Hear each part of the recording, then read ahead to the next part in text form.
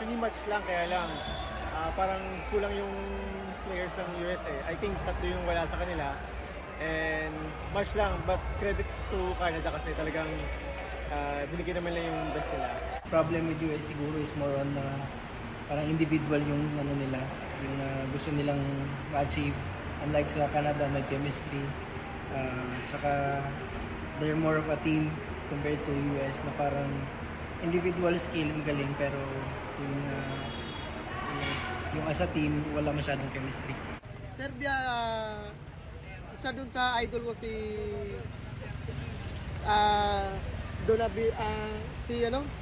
Bakdonovic. Yung strength nila si Dennis Schroeder talaga. Yung NBA player na ano ng Germany, siya talaga yung nagdala ng ano. Kung wala si Schroeder, malamang masabi ko Serbia.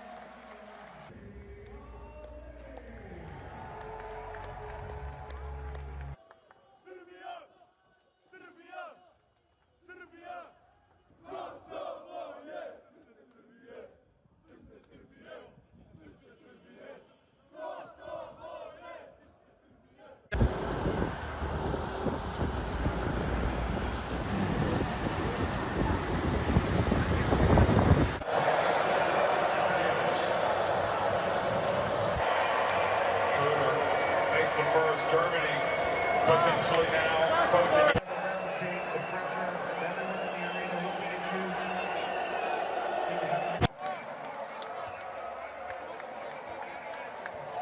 Natin ang palakpakan ang Germany! What a fitting end to what has been such an amazing and exciting World Cup here in the Philippines. And boy, really, Abby, it's been a really solid experience. Tama ba, Viva fan?